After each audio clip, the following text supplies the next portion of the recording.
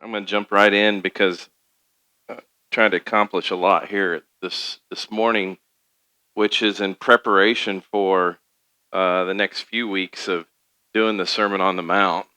We are looking in Matthew 12, but if we stay chronologically in order according to Luke, Matthew 12, and then we go back to Matthew chapter 5 next week with the Sermon on the Mount.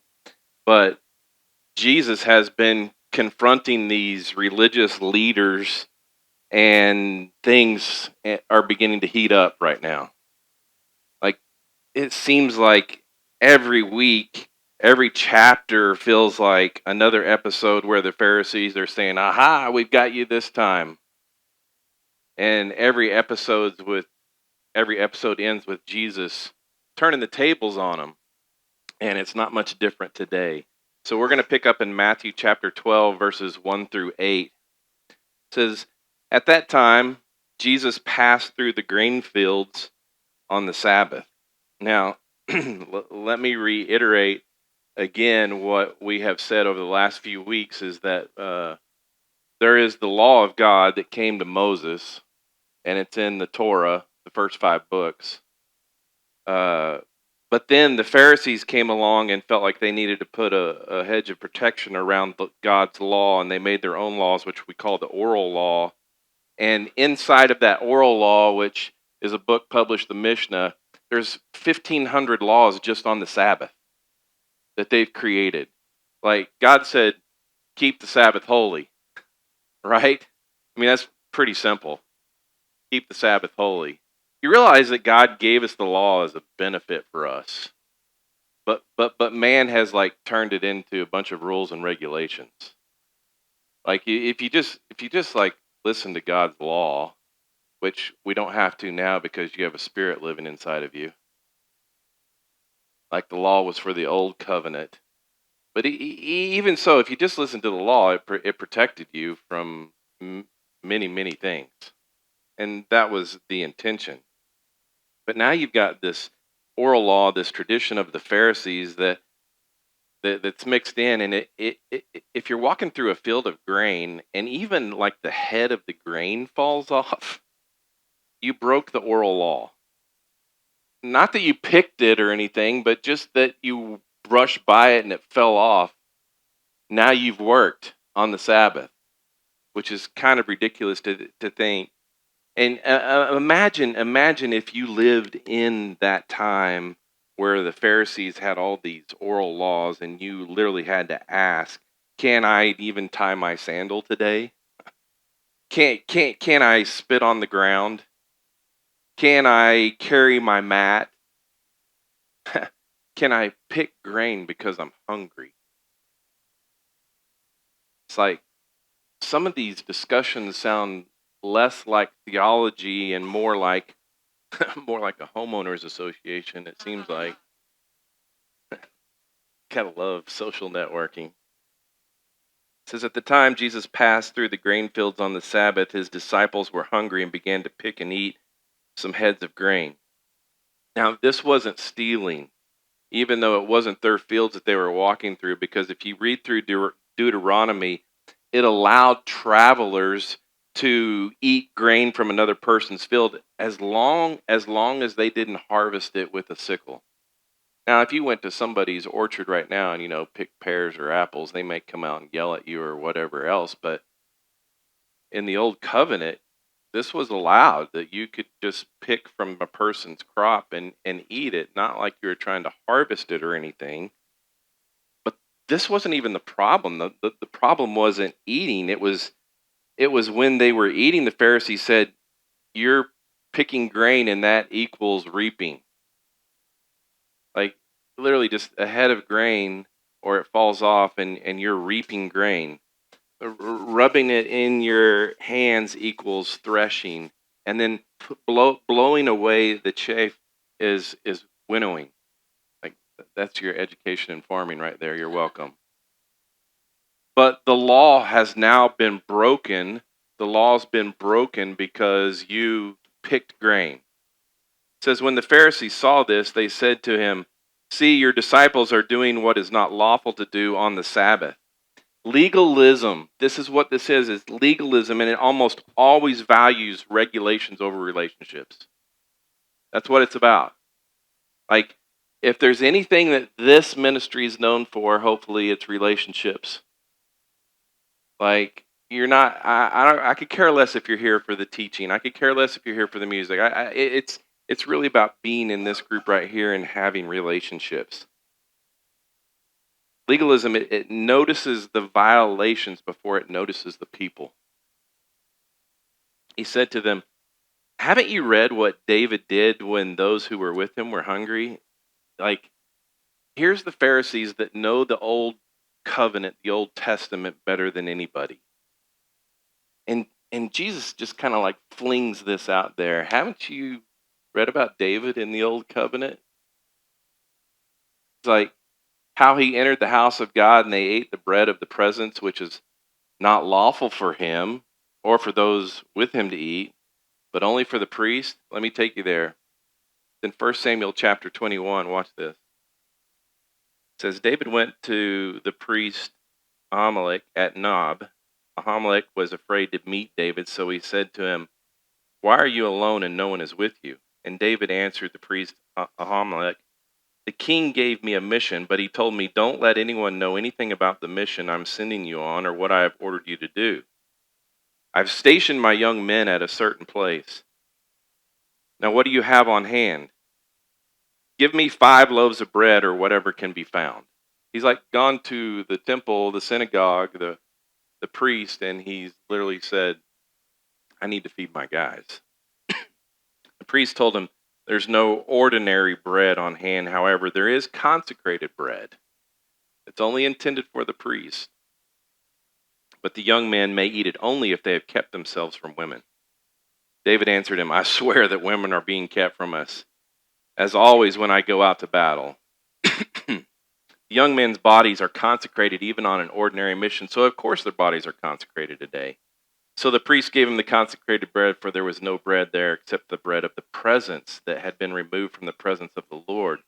When the bread was removed, it had been replaced with warm bread. So literally now the priest has given him this consecrated bread for them to eat. And it was like against the law, against the oral law, not God's law. But now Jesus is like, don't you know what David did? Like, he fed him on the Sabbath. It says, "Or haven't you read in the law that on the Sabbath days the priest in the temple violate the Sabbath and are innocent?" Like, you think about it, what the priests do on the Sabbath. A priest's work is hard on the Sabbath, and he's absolutely innocent. Every Sabbath, sacrifices, cleansing, teaching, preparing worship. They're violating the Sabbath every week. If you looked at the activity, then they were working on a Sunday, yet God declared them innocent. Well, why would he do that? Because serving God's purpose is never breaking God's heart. Like, I hate to say this to you, but I'm working right now. I'm working by teaching. This is part of my job, part of my ministry. It's work. You think I just get up here and read to you? But hopefully, I'm ministering to God's heart. Jesus is literally right here asking the priest, if priests can serve in God's house on the Sabbath, can the Messiah? Can't the Messiah do that? If the priest can, surely I can. Can't I do the same thing that they're doing? God approves deeds of mercy on the Sabbath. He says, "I tell you that something greater than the temple is here." You, you see, the temple represented God's presence in the old covenant. The temple did. And Jesus says, the presence you've been protecting, this temple, this synagogue, is standing right in front of you. Like, I'm here. He says, if you had known what this means, I desire mercy and not sacrifice. He's quoting from Hosea 6:6. He says, you would have not condemned the innocent. In fact, Mark 2:27 says, then he told them the Sabbath was made for man and not man for the Sabbath. Back to verse 8, it says, for the Son of Man is the Lord of the Sabbath. What did he just say? This is Jesus. This is Jesus claiming authority over the institution itself, the institution of the Sabbath, the one that God established in the very beginning back in Exodus. Only the one who created the Sabbath gets to define its purpose. You with me? Only Jesus is the one that can define what the Sabbath is. The Creator always understands His creation better than the commentator does. Sacrifice without mercy simply becomes a religious performance. Sacrifice without mercy is nothing but religion. God's law, again, I say, was given to bless people, not to burden. And religion's going to reverse that every time. It burdens people in order to protect the rules. And Jesus now, he's trying to restore the original purpose. Go to Matthew chapter 12, verse 9. It says, moving on from there, he entered their synagogue. There he saw a man who had a shriveled hand, and in order to accuse him, they asked him, is it lawful to heal on the Sabbath? They're just following Jesus around, and they're just pestering him. It's like, just let me do ministry, would you? Why are you always nagging on me? Why are you always trying to pin me down to your law? He replied to them, who among you, if he had a sheep that fell into a pit on the Sabbath, wouldn't take hold of it and lift it out? A person is worth far more than a sheep, so it is lawful to do what is good on the Sabbath. Everyone there knew that they would help. Jesus' point is really devastating to them because they know what he's saying is true. If you'll rescue a sheep, why wouldn't you help a human being? That doesn't even make sense. People always outrank possessions, for sure. Compassion always outranks ritual. It says, then he told the man, stretch out your hand. I mean, he looks at the man that's got the shriveled hand, and it's like, been this way for years, and he's like, stretch out your hand. That's an interesting command to give a person who can't do it. Right? Like, I would have done that a long time ago if I could have done that. And Jesus, he's literally, Jesus tells the man to do the one thing that he cannot do. But watch, as he trusts Jesus, the power to obey comes with the command. Like, just his willingness to obey, Jesus gives him the power to stretch open his shriveled hand. God doesn't wait. He doesn't wait until we're able. He invites us to trust him. And his power will accomplish what ours never could. So he stretched it out, and it was restored as good as the other. Like, he's like sitting there going, are you kidding me? Like, he's you think he's like shaking hands with people? You know, like, but it says this, but the Pharisees went out and plotted against him how they might kill him. Wait a second. If you've known this man with the shriveled hand and he hasn't been able to stretch it out, to open it, to shake hands, shouldn't everybody be celebrating? Shouldn't everybody be excited about it? But instead, they're beginning to plot a murder here. What in the world is going on? Think about the irony of that. They're furious because Jesus worked on the Sabbath. Really? So they spend the Sabbath planning a murder. That makes sense, right? How stupid is this? Legalism, it has this remarkable ability to just miss the obvious. His family came to get him now because obviously the Pharisees are upset. Jesus is doing this, and they realize that he's stirring the waters with these Pharisees. If they're going to plot to murder him, they got to come rescue him. Jesus' family needs to come rescue him. It's not like he hasn't escaped the stonings and everything else that have already occurred, but his family wants to protect him. I jumped to the same reference, but in Mark, because Mark says this, which I find it's interesting.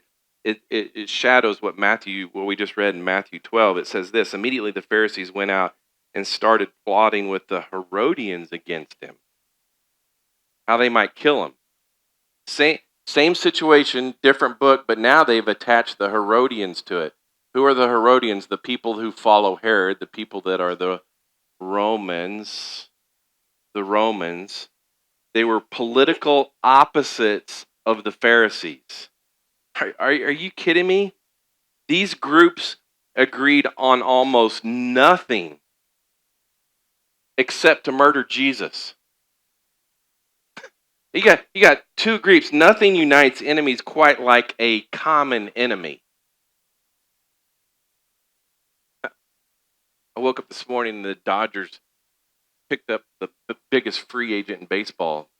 Now every baseball lover hates the Dodgers. Thank you.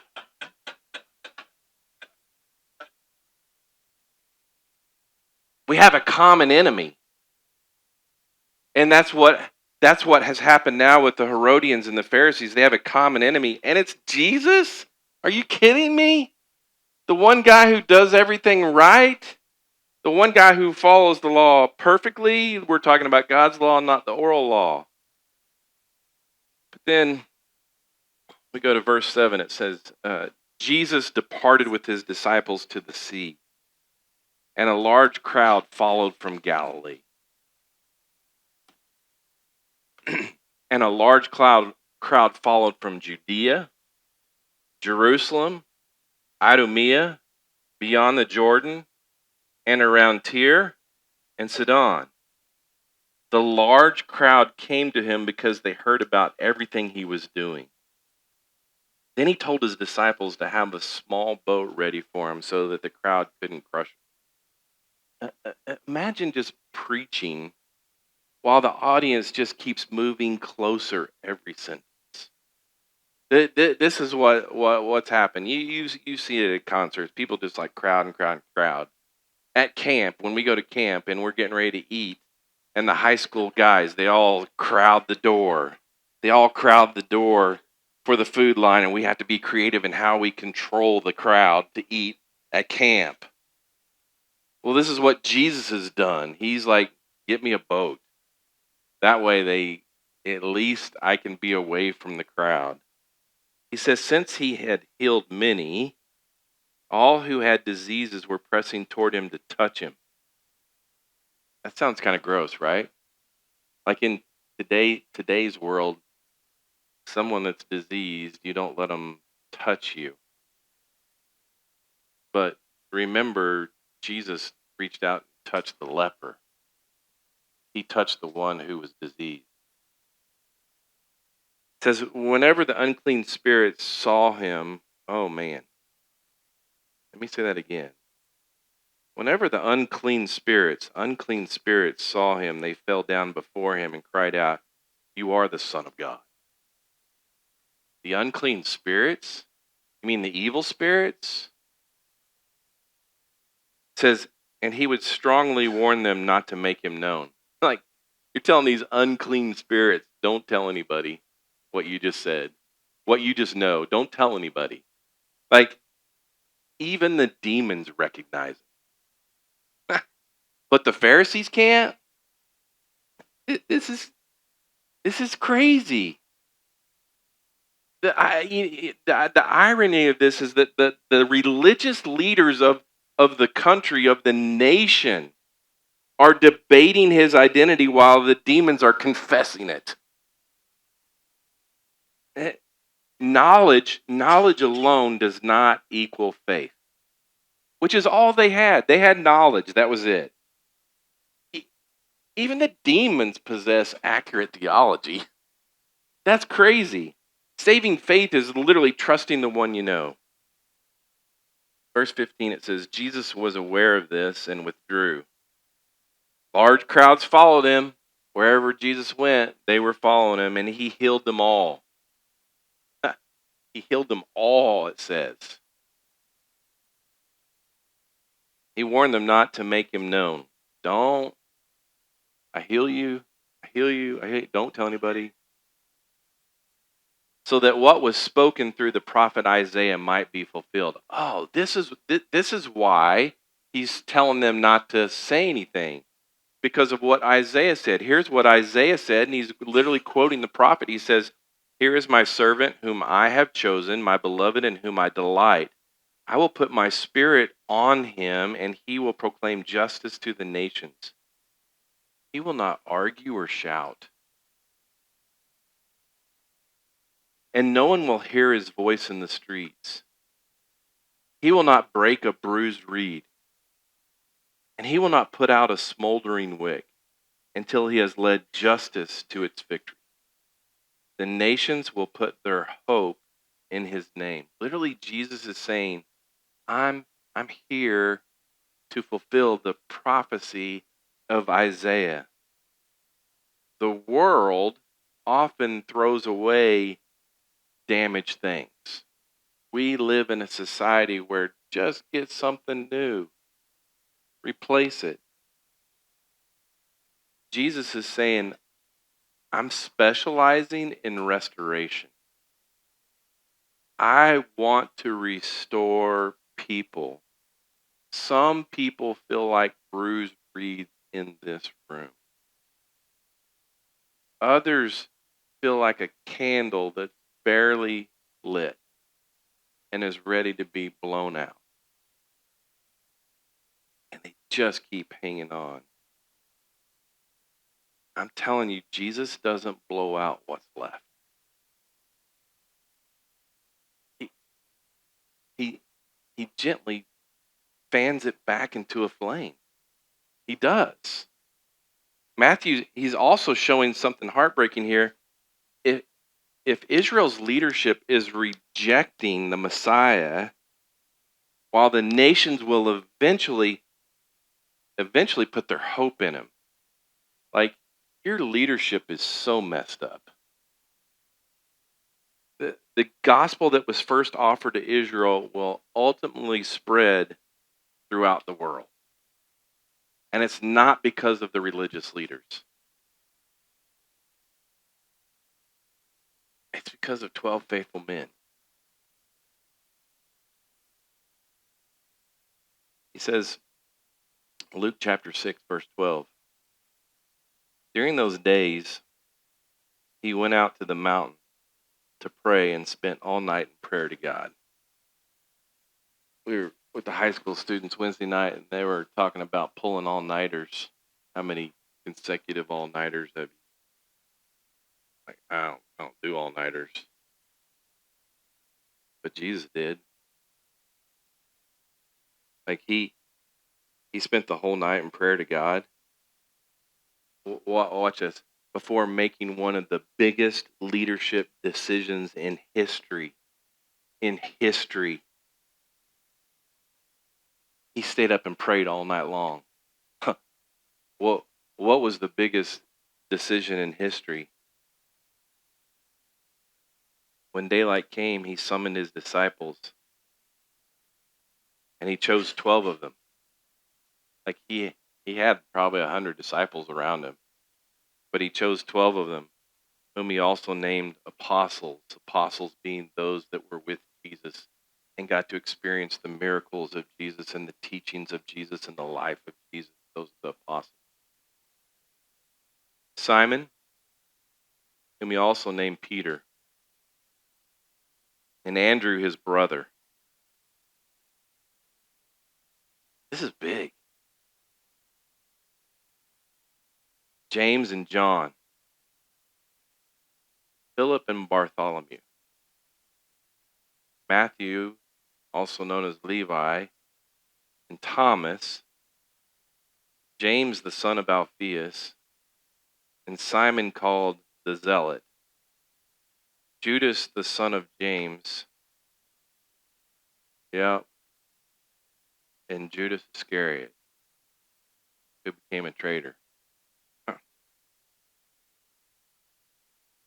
Spent all night praying. Father, I am dependent upon you to appoint the ones to be my disciples and to carry on the gospel message. Like he's dependent upon God to choose 12 ordinary men. Did you hear that? They weren't like scholars. They weren't rabbis. They're fishermen, tax collectors, not scholars, not celebrities, not influencers, not religious superstars. It's 12 ordinary young men. Jesus, ordinary people willing to follow him. And get this. You got 12 guys and they all got moms. You're going to do what? You're going to do what? You're going to leave? You're going to leave your dad and his job and you're going to go follow Jesus?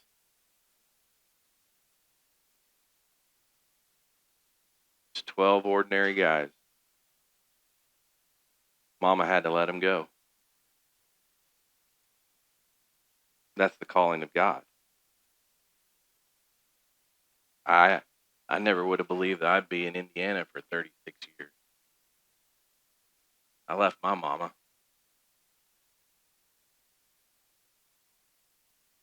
She let me go. That's what's happening here. These 12 guys are getting ready to put their life on the line. They die for him. Just ordinary people willing to follow him. The kingdom has always advanced through ordinary people, empowered by an extraordinary God. That's what it is. It doesn't take extraordinary people to communicate the word of God. It's God that works through people. Even this list itself is encouraging.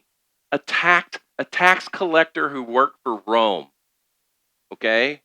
A tax collector who worked for Rome, and then you got a zealot that hated Rome. Jesus not put political opposites on the same ministry team.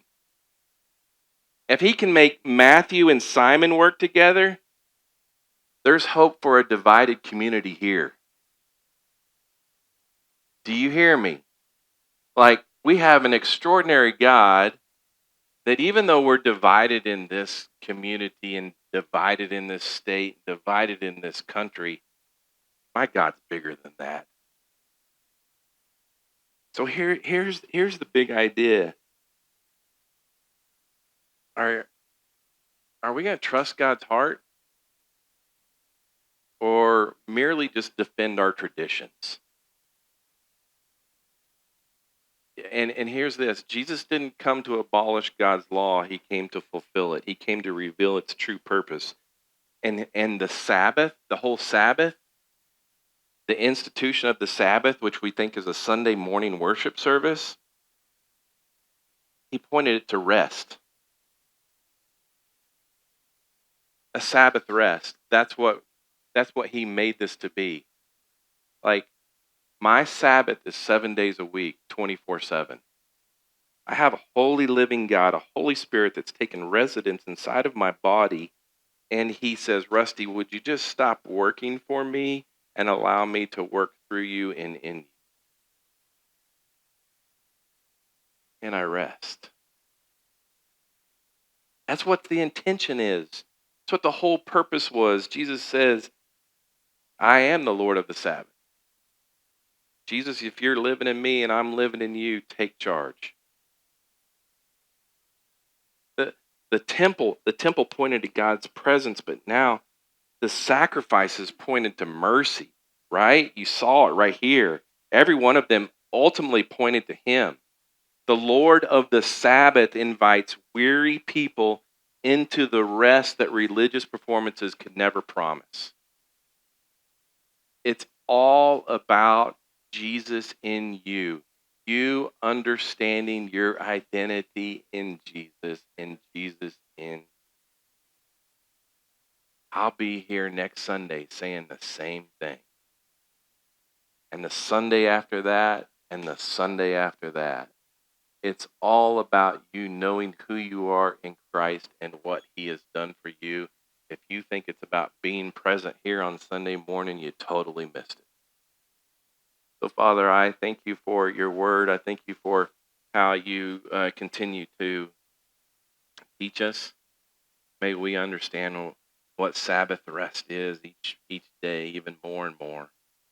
May we trust you. May we lean on you. May we know you even more. I pray these things in Jesus' name. Amen.